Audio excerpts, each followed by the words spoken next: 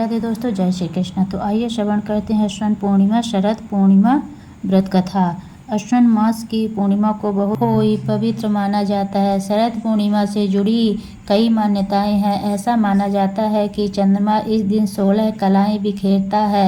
इस दिन चंद्रमा की किरणें विशेष अमृतमयी गुणों से युक्त रहती हैं, जो कई बीमारियों का नाश कर देती हैं। यही कारण है कि शरद पूर्णिमा की रात को लोग अपने घरों की छतों पर खीर रखते हैं, जिससे चंद्रमा की किरणें उस खीर संपर्क में आती हैं। इसके बाद उसे खाया जाता है। कुछ स्थानों पर सार्वजनिक रूप से खीर का प्रसाद भी वितरण किया जाता है। हिंदू शास्त्रों में लिखित नारद पुराण के अनुसार शरद पूर्णिमा की मध्यरात्रि में देवी महालक्ष्मी अपने वाहन उल्लू पर बैठकर अपने कर कमलों में वर और अभय लिए पृथ्वी लोक में विचरण करती हैं और मन ही मन संकल्प करती हैं कि इस समय भूतल पर कौन जाग रहा है। इसीलिए इस पर्व को कुछ राज्यों महाराष्ट्र कोजागर, कोजागरी या कोजागिरी पूर्णिमा के नाम से भी जाना जाता है और मनाया जाता है,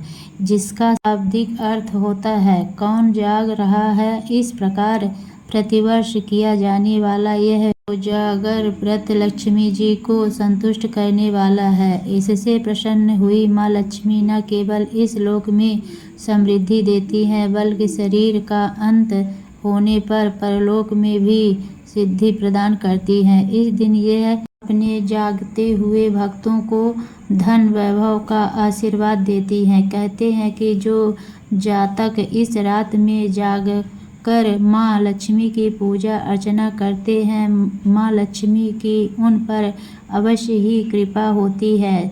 ज्योतिषियों के अनुसार भी जो इस रात को जागकर माता लक्ष्मी की उपासना करता है, उसको मनवांछित लाभ की प्राप्ति होती है, और यदि उसकी कुंडली में धन योग नहीं भी हो तब भी माता उन्हें धन धान्य से अवश्य ही प्रसन्न कर देती हैं। इसके जीवन में निर्धनता का नाश होता है। इसीलिए धन की इच्छा रखने वाले हर व्यक्ति को इस दिन रात को जागरण अवश्य ही माता लक्ष्मी की पूजा करनी चाहिए। शरद पूर्णिमा की रात्रि में चंद्रमा की चांदनी का लाभ अवश्य ही उठाना चाहिए। इससे वर्ष भर स्वस्थ बने रहते हैं, मन प्रसन्न रहता है। शरद पूर्णिमा को रासलीला की रात भी कहते हैं। धर्म शास्त्रों के अनुसार शरद पूर्णिमा की रात को ही भगवान श्री कृष्ण ने गोपियों के साथ रासलीला रचाया था। राधे राधे दोस्तों, जय श्री कृष्ण। तो आइए श्रवण करते हैं पूर्णिमा व्रत कथा। द्वापर युग में एक समय की बात है कि यशोदा जी ने कृष्ण से कहा, हे कृष्ण, तुम सारे संसार के उत्पन्नकर्ता, पोषक तथा उसके संहार करता हो। आज कोई ऐसा व्रत मुझसे कहो जिसके करने से मृत्युलोक में स्त्रियों को विधवा होने का भय न रहे तथा यह व्रत सभी मनुष्यों को मनोकामना पूर्ण करने वाला हो। श्री कृष्ण कहने लगे, हे माता, तुमने अति सुंदर प्रश्न किया है। मैं तुमसे ऐसे ही व्रत को सविस्तार पूर्वक कहता हूँ। सौभाग्य की प्राप्ति के लिए स्त्रियों को 32 पूर्णमासियों का व्रत करना चाहिए। इस व्रत के करने से स्त्रियों को सौभाग्य संपत्ति मिलती है। यह व्रत अचल सौभाग्य देने वाला एवं भगवान शिव के प्रति मनुष्य मात्र की भक्ति को बढ़ाने वाला है। यशोदा जी कहने लगी, हे कृष्ण, सर्वप्रथम इस व्रत को मृत्युलोक में किसने किया था, इसके विषय में विस्तार पूर्वक मुझसे कहो। श्री कृष्ण जी कहने लगे कि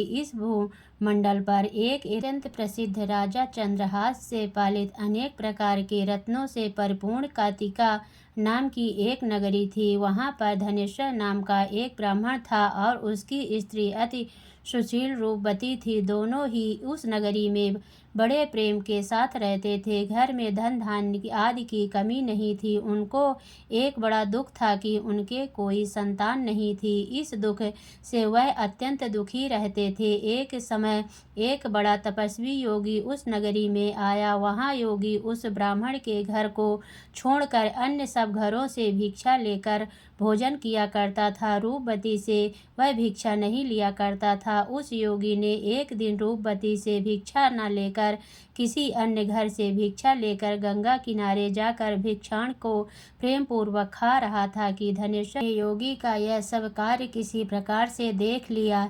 अपनी भिक्षा के अनादर से दुखी होकर धनेश्वर योगी से बोला, महात्मन, आप सब घरों से भिक्षा लेते हैं परंतु मेरे घर की भिक्षा कभी नहीं लेते, इसका क्या कारण है? योगी ने कहा कि निसंतान के घर की भीख पतितों के अन्न के तुल्य होती है और जो पतितों का अन्न खाता है वह भी स्वयं पतित हो जाता है। चूंकि तुम निसंतान हो अतः पतित हो जाने के भय से मैं तुम्हारे घर की भिक्षा नहीं लेता हूँ।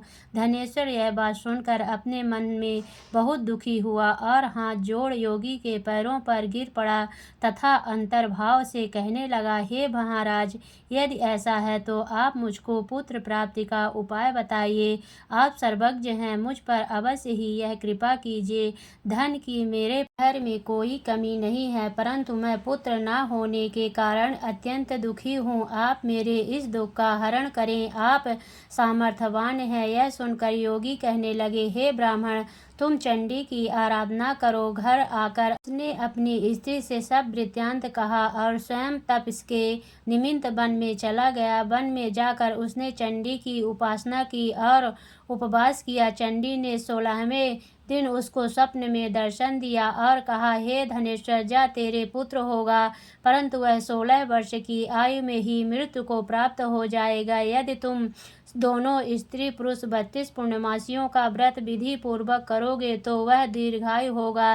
जितनी तुम्हारी सामर्थ्य हो आटे के दिए बनाकर शिव की जी का पूजन करना, परंतु पूर्णमासी को 32 जो जलने चाहिए। प्रातःकाल होने पर इस स्थान के समीप ही तुम्हें एक आम का वृक्ष दिखाई देगा, उस पर तुम चढ़कर एक फल तोड़ शीघ्र अपने घर चले जाना। अपनी स्त्री से सब वृत्तांत कहना। ऋतु स्नान के पश्चात वह स्वच्छ होकर श्री शंकर जी का ध्यान करके उस फल को खा लेगी। तब शंकर भगवान की कृपा से उसको गर्भ हो जाएगा। जब वह ब्राह्मण प्रातःकाल उठा तो उसने उस स्थान के पास ही एक आम का वृक्ष देखा जिस पर एक अत्यंत सुंदर आम का फल लगा हुआ था। उस ब्राह्मण ने उस आम के वृक्ष पर चढ़कर उस फल को तोड़ने का प्रयत्न किया परंतु वृक्ष पर कई बार प्रयत्न करने पर भी वह न चढ़ पाया। तब तो उस ब्राह्मण को बहुत चिंता हुई और विघ्न विनाशक गणेश जी का ध्यान करने लगे। हे दयानिधे, आपने अपने भक्तों को विघ्नों को नाश करके उनके मंगल कार्य को करने वाले, दुष्टों का नाश करने वाले, सिद्धि के देने वाले, आप मुझ पर कृपा करके इतना बल दें कि मैं अपने मनोरथ को पूर्ण कर सकूं। इस प्रकार गणेश जी की प्रार्थना करने पर उनकी कृपा से धनेश्वर वृक्ष पर चढ़ गया और उसने एक अति सुंदर आम का फल देखा। उसने विचार किया कि जो वरदान से फल मिला था वह यही है और कोई फल दिखाई नहीं देता। उस धनेश्वर ब्राह्मण ने जल्दी से उस फल को तोड़कर अपनी स्त्री को लाकर दिया और उस स्त्री ने अपने पति के कथा अनुसार उस फल को खा लिया और वह गर्भवती हो गई। देवी जी की असीम कृपा से उसे एक अत्यंत सुंदर पुत्र उत्पन्न हुआ जिसका नाम उन्होंने देवीदास रखा। माता पिता के हर्ष और शोक के साथ वह बालक शुक्ल पक्ष के चंद्रमा की भांति बढ़ने लगा। अपने पिता के घर में भवानी की कृपा से वह बालक बहुत ही सुंदर, सुशील और विद्या पढ़ने में बहुत ही निपुण हो गया। दुर्गा जी की आज्ञा अनुसार उसकी माता ने 32 पूर्णमासी का व्रत रखना प्रारंभ कर दिया था जिससे उसका पुत्र बड़ी आयु वाला हो जाए। 16वां वर्ष लगते ही देवीदास के माता पिता को बड़ी चिंता हो गई कि कहीं उनके पुत्र की इस वर्ष मृत्यु न हो जाए। इसीलिए उन्होंने अपने मन में विचार किया कि यदि यह दुर्घटना उनके सामने हो गई तो वे कैसे सहन कर सकेंगे।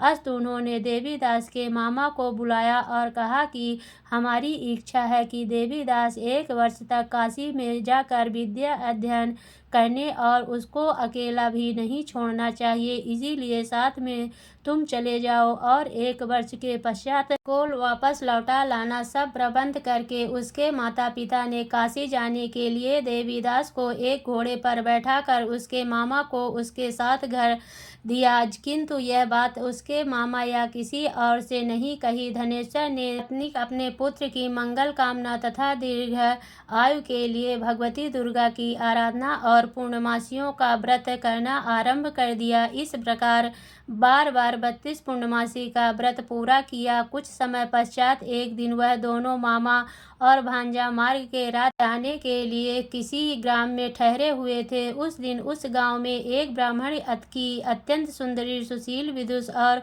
गुणवती कन्या का विवाह होने वाला था। जिस धर्मशाला के अंदर वह बारात ठहरी हुई थी, उसी धर्मशाला में देवीदास और उसके मामा भी ठहरे हुए थे। संयोगवश कन्या को तिलक आदि चढ़कर मंडप आदि का कृत्य किया गया तो लग्न के समय वर को धनुर्वाद हो गया। अस्तु वर के पिता ने अपने कुटुंबियों से परामर्श करके निश्चय किया कि यह देवीदास मेरे पुत्र जैसा ही सुंदर है, मैं इसके साथ ही लग्न करा दूं और बाद में विवाह के अन्य कार्य मेरे लड़के के साथ हो जाएंगे। ऐसा सोचकर देवीदास के मामा से जाकर बोला कि तुम थोड़ी देर के लिए अपने भांजे को हमें दे दो, जिससे वह विवाह के लग्न का सब कृत्य सुचारू रूप से हो सके। तब उसका मामा कहने लगा कि जो कुछ भी मधुर पार्क आदि कन्यादान के समय वर को मिले वह सब हमें दे दिया जाए तो मेरा भांजा इस बारात का दूल्हा बन जाएगा। यह बात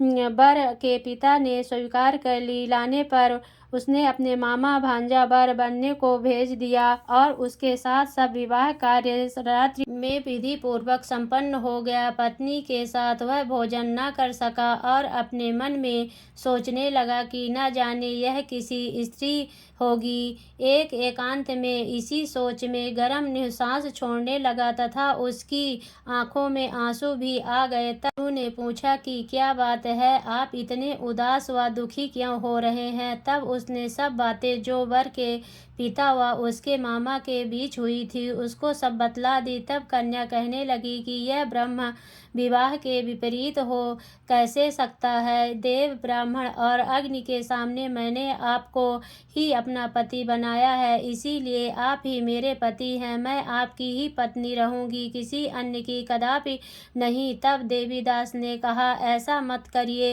क्योंकि मेरी आयु बहुत थोड़ी है। मेरे पश्चात आपकी क्या गति होगी, इस बातों को अच्छी तरह विचार लो। परंतु यह दृढ़ विचार वाली थी, बोली कि जो आपकी गति होगी वही मेरी गति होगी। हे स्वामी, आप उठिए और भोजन करिए, आप निश्चय ही भूखे होंगे। इसके बाद देवीदास और उसकी पत्नी दोनों ने भोजन किया तथा शेष रात वे सोते रहे। प्रातःकाल देवीदास ने अपनी पत्नी को 3 नगों से जड़ी एक अंगूठी दी, एक रुमाल दिया और बोला, हे प्रिय, इसे लो और संकेत समझकर स्थिर चित्त हो जाओ। मेरा मरण और जीवन जानने के लिए एक पुष्प वाटिका बना लो, उसमें सुगंधित वाली एक नवमल्लिका लगा लो, उसको प्रतिदिन जल से सींचा करो और आनंद के साथ खेलो कूदो तथा उत्सव मनाओ। जिस समय और जिस दिन मेरा प्राण अंत होगा ये फूल सूख जाएंगे और जब ये फिर हरे हो जाएं तो जान लेना कि मैं जीवित हूँ। यह बात निश्चय करके समझ लेना, इसमें कोई संशय नहीं है। वह समझा कर वह चला गया। प्रातःकाल होते ही वहां पर गाजे बाजे